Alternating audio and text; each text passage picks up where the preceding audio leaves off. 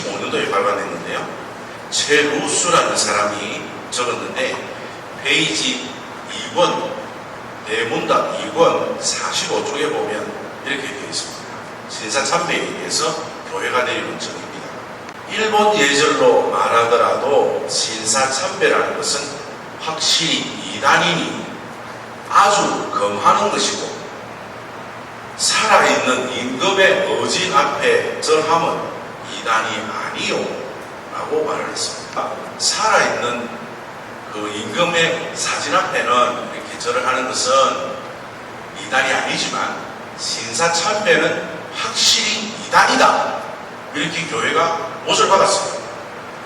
그런데 만주사변이 탁 일어나고 난 뒤에 1932년 그러니까 25년 7년이 딱 지난 때 뭘 하고 다시 교회가 이 신사참배를 다시 정의를 했는가 하면 이렇게 정의해놨습니다. 같은 책입니다. 2번 그 273쪽이죠. 거기에 보면 이렇게 되어 있습니다.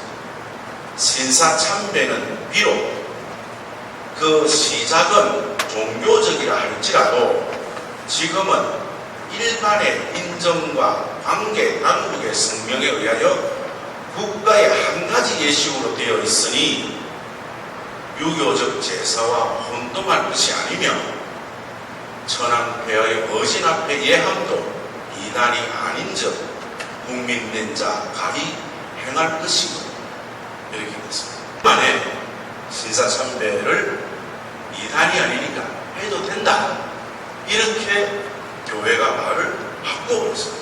선주교 교리 대문답을 바꿨다. 그러면 이때 봐요. 이거를 뭐라고 했습니까? 아까요? 교황청에서는 현지 저검주의 선교 정책 이렇게 하면서 그 발효예방 정교회가 이런 모습을 띠는 것에 대해서 로마 교회에서 아주 좋아했습니다. 잘했다 이랬는데 그 전에 170년이나 겪어오는 제사 문제를 하고 있습니다. 제사 문제를 늘 왈가왈부합니다. 처음에 예수회가 들어와가지고 마테오 리치나 아담 샬 이런 사람들이 중국의 적응 정책을 통해서 아주 교회 좋은 이미지를 심었습니다. 그러니까 뒤따라 들어온 도미니코의 콜롬바네, 발효예방 이런 데서 들어와가지고 보니까 예수회가 거의 토착화되어 있다는 거예요. 중국 쪽에. 그러니까 이단이다 뭐다 이렇게 해서 로마 교황청에다가 편지를 쓰죠. 그러면 요즘처럼 뭐 전신이 잘 되고 빨리 갔다가 탁 들어오니까 배 타고 가잖아요. 그것도 누가 파월만 오늘 갑니까? 가는 인편에 편지 하나 써가 보내면 그거 해가 다 따라가 이러면 한 통 갔다가 오는데 빨라야 1년 걸려요. 가는데 6개월 걸려요. 그러면 그게 한 번 갔다 오면 안 된다 이라고 그러면 예수회에서 그게 아닙니다. 우리는 이랬습니다 라고 또 보내면 괜찮다. 또 그럼 파리 쪽에서도 이러면 안 된다. 편지를 쓸 때마다 된다. 이러니까 170년을 걷는 거예요. 조상재산 문제를 가지고. 그러니까 로마 교황청에서 안 되겠다. 최종적으로 가면 중국 황제는 뭐라 하는데 이렇게 물었어요. 조상재산 문제에 대해서 황제는 뭐라 하느냐 이렇게 물었을 때 중국 황제였던 강희제가 이렇게 로마 교황청에다가 편지를 썼습니다. 공자 공경과 조상 제사는 종교적 예식이 아니라 사회적 국민적 의식이고 나라의 아름다운 예절일 뿐입니다 라고 황제가 직접 친필로 써가지고 바티칸으로 보냈습니다. 네? 그러니까 그때 당시 교황님을 하셨던 클레멘스 11세 교황님께서 뭐라고 답을 하라고 하면 주거니에게 드리는 의식이 종교적이 아니라 단지 사회적 정치적 권리이며 주거니에게 무엇을 기원하거나 청하지 않는다는 것을 공식적으로 묵시적으로 표명한다 하더라도 허용할 수 없다 이렇게 나왔습니다. 그러니까 조상제사 문제는 어떤 소리를 해도 안 된다. 그리고 일본 신사참배는 해도 된다. 그리고 현지 적응주의고 여는 현지 적응주의는 안 된다. 이렇게 답을 달았다. 그러니까 신사참배를 허용해도 된다는 게 32년이었는데 우리 조상 제사 문제가 해결된 게 언제입니까? 언제부터 우리가 조상 제사를 지내주셨어요? 39년도부터. 그러니까 신사참배보다도 우리 조상 제사는 7년간이나 더 우상 숭배라고 홀대를 받고 있었어요. 그러면 바티칸에서 정말 한국 교회가 고통받는구나, 풀어줘야 되겠다, 이런 마음들에서 조상제사 문제를 풀어줬는가? 아닙니다. 바티칸이 궁지로 몰리고 있었다는 것이죠. 어떻게? 32년도, 39년도를 생각해 보세요. 세계 제2차 대전이 일어나기 직전입니다. 이 직전에 이탈리아에서는 뭐가 유명했습니까? 무슨 사상이 싹두고 있습니까? 무솔리니의 파시즘이 응답합니다. 파시즘이 뭐냐? 절대 국가 우월주의. 개인은 국가 앞에 소용이 없다는 거예요. 철저하게 국가에 복종해야 됩니다. 국가를 대신하는 사람, 국가를 대신하는 사람, 뭡니까? 한 나라의 대표지구죠. 요즘으로 말하면 대통령 앞에는 절대 복종해야 한다. 이게 국가 우월주의, 우선주의. 그러니까 이탈리아에 성장하고 있는 게 뭡니까? 무솔리니가 최고인 거예요. 무솔리니가. 모든 개인은 그 국가 대표자를 위해서 희생되어도 좋다는 주의입니다. 그러니까 한국 땅에서는 어떻습니까? 조상 제사 문제로 계속 백성들이 고통을 받고 있으니까 그냥 내버려 두면 자연스럽게 뭐가 생기겠어요? 한국 국가주의가 성장할 수 있는 배경이 만들어질 수밖에 없습니다. 그러니까 그것을 누그러뜨리기 위한 하나의 수단으로 신사참배 문제를, 조상제사 문제를 허가해 주는 겁니다. 이처럼 한국 신사참배가 끝나고 나면 이제 본격적으로 이야기를 해보고 싶은 게 미군정과 교회입니다.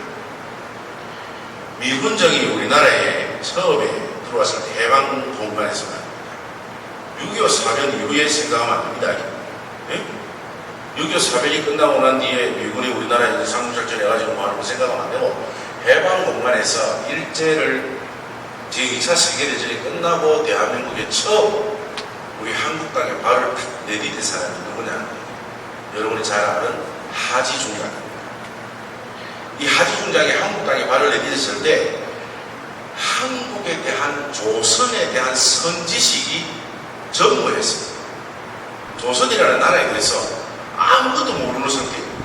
일본은 전쟁에 하는 상대국이었기 때문에 그 장군 정도 되면 그 나라의 외형을 좀 알아야 됩니다. 알게 되는데 한국은 전혀 모르는 상태에서 이 하지 중장이 우리나라에 들어옵니다. 그러면서 이렇게 이야기합니다. 1945년 9월 4일 날 하지 중장이 한국 땅에 첫 발을 내디디면서 이렇게 말을 했습니다. 저는 미국의 적이며 따라서 한국 조례와 규정의 적용을 받는다 라고 지시합니다. 미국의 적이라는 거예요, 한국이. 네? 그러니까 여기에 매가다 가지고 떠가지고 뭐라고 답을 다는 거 하면 북위 38도 이남의 조선 지역을 점령한다고 말하며 주민은 본관 및 본관의 권한 하에서 발표한 명령에 적각 복종할 것이며 점령군에 대하여 안한 행동을 하거나 또는 질서 보안을 교란하는 행동을 하는 자는 용서할 수 없는 엄벌에 처한다. 이렇게 메가드는 공문을 냅니다. 그래서 1910년도죠. 1910년도 한일 병합으로 인해가지고 조선 초대 총독이 누굽니까? 우리가 잘 아는 데라우치 총독입니다. 그죠? 데라우치 총독이 조선의 초대 총독으로 부임했을 때 한 말은 이 말입니다. 조선인은 나의 법규를 따를 것인가, 죽을 것인가 하고 말하는 것과 메가드의 말은 일맥상통합니다. 그죠? 그런데 메가드는 주민은 본관 및 본관의 권한하에서 복종해야 한다. 그리고 내 말에 반하는 자는 엄벌에 처한다. 이렇게 되어 있죠. 메가드는 조선의 질서 유지를 위해서 일제 통치기구였던 조선 총독부를 그대로 유지시켰습니다. 그것에 대한 조선인의 반발이 심해지자 조선 총독 당시 총독이죠. 45년도 누굽니까? 아베 총독입니다. 이 아베 총독이 누굽니까? 지금 아베 하베입니다. 네?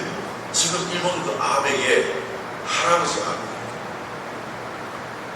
그 아베 총독이 계속 하고 있었습니다. 그러니까 조선인들이 반발이 심하죠. 왜냐하면 조선 총독부를 그대로 미군정이 아무것도 모르니까 조선 총독부를 그대로 앉아서 행정고문으로 앉혀놓으니까 조선 사람들이 반발을 하니까 이 아베 총독을 9월 12일자로 바꿉니다. 누구로? 미 군정 장관이었던 아놀드 소장으로 칠합됐어요. 사령부 소장이었습니다.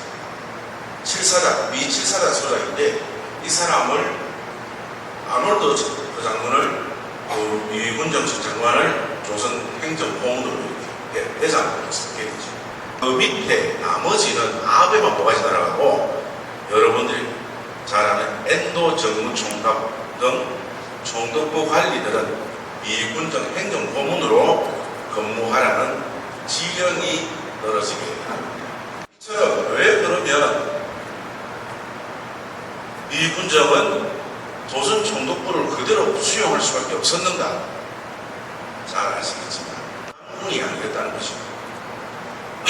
그러면 왜 미군은 우리나라에 들어오면서 우리 조선을 우리는 해방시키러 왔다라고 생각했는데 미군은 어째서 우리를 해방시키는 쪽이 아니고 점령하러 왔다라고 말을 하게 되는 거예요. 미군은 도대체 우리 안에서 무엇을 보았기 때문에 우리를 점령하려고 했습니다. 로마 교황청에서 뭐라고 했습니까? 비오 12세 교황님은 공산주의자가 아니면 누구라도 된다. 전 세계가 어떻습니까? 미소 냉전 체제로 공산주의자냐 민주주의자냐 이 두 가지로 양분되는 상황입니다. 그러면 해방 공간에서 우리 남한에는 뭐가 있었겠습니까? 잘 아는 여러분들이 좌파의 좌익의 누구였지? 박헌영이. 그리고 우익에는 이승만. 좌우 합작은 뭡니까? 여운형이. 네? 백봉경구는 민족주의자입니다. 이렇게 해서 이 우두머리 너희가 되어 있는데 가장 강세를 띠고 있는 쪽이 어느 쪽이었습니까? 바로 위에 누가 있습니까? 소련이 있습니다. 소련. 그러니까 남한 쪽에 공산주의자들을 어떤 식으로든지 몰아내야 됩니다. 그러니까 그냥 단순하게 우리가 이 미소 냉전 체제가 아닌 한 나라를 해방시켜주는 그쪽이 아니고 미국이 바라볼 때에는 남한을 점령해야만 소련이 태평양 쪽으로 진출하는 것을 막을 수 있다는 그 생각 때문에 우리나라를 점령군으로. 그래서 남한 백성들을 꼼짝도 못하게 하는 것이죠. 공산주의자는 어쩌면 차라리 일본이 반공산주의자야. 그러니까 공산주의자를 몰아내기 위해 가지고는 일제하에서 근무했던 사람이라도 미군 눈에는 별 무리가 없는 겁니다. 그래서 그 사람들을 그대로 행정고문으로 쓰게 된 것이죠. 그러나 일반 대중은 그렇습니까? 지식인들에게는 이념적 사상이 있었는가 모르겠지만 대한민국 국민들의 해방 공간에서 뭡니까? 있었던 것은 다른 거 없었습니다.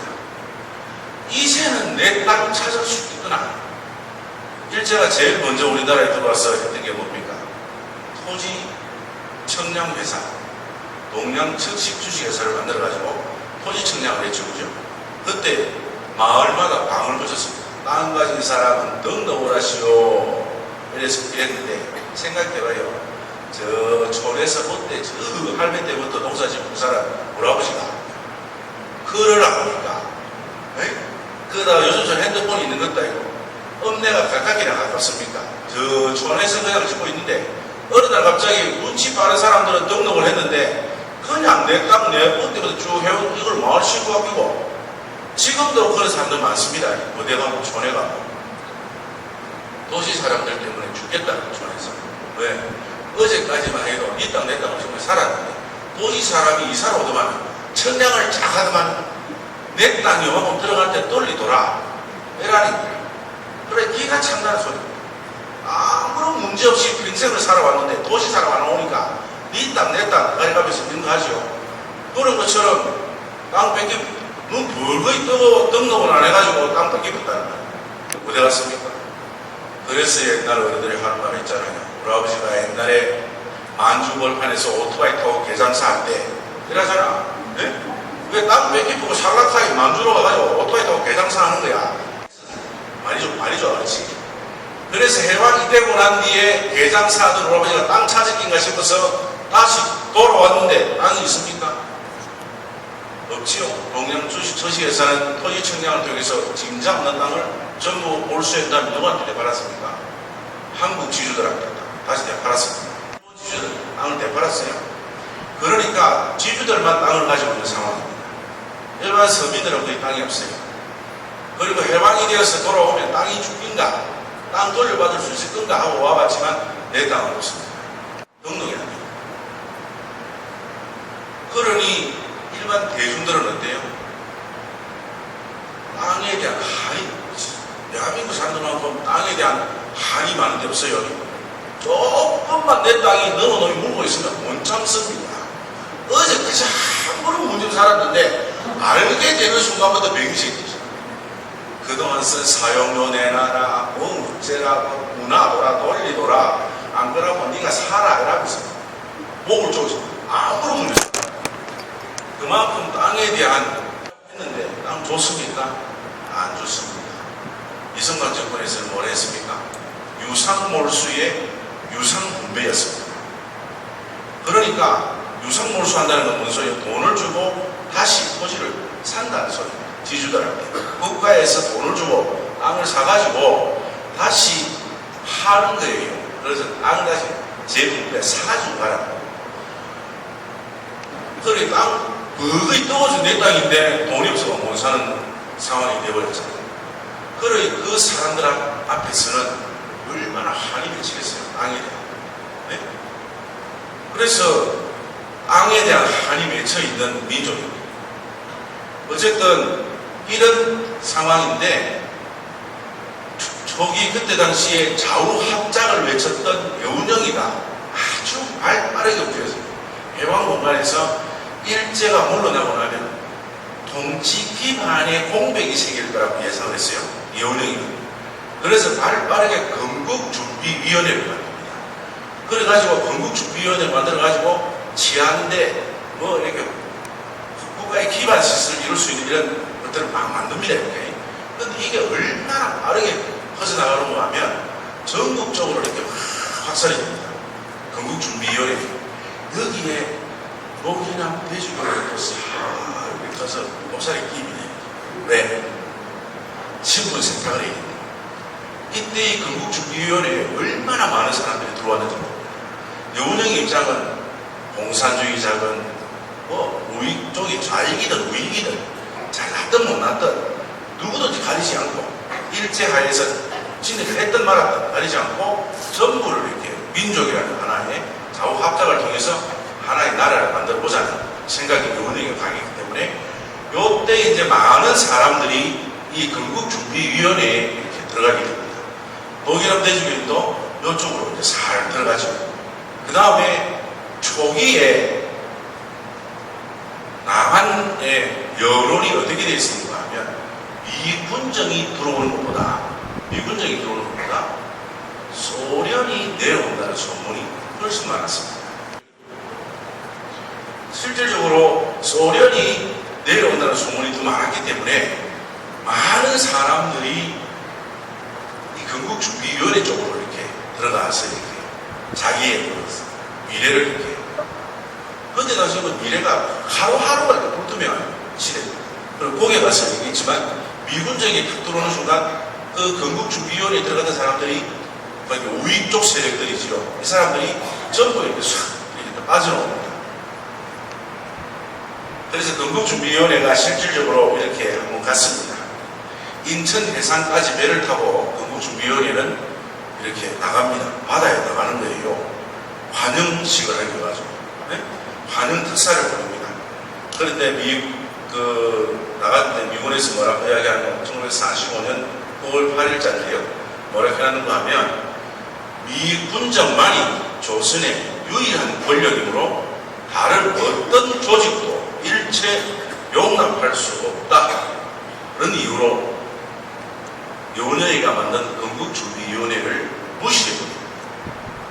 그때 당시에 생겼던 많은 단체들을 미군정은 전부 무시해버립니다. 그래서 1946년에 적었던 마크 케인이 적은 해방과 미군정이라는 책을 보면 10쪽에서 이렇게 이랬습니다. 미군정인 우리는 해방군이 아니라 한국인들에게는 항복 조건을 강제하기 위한 점령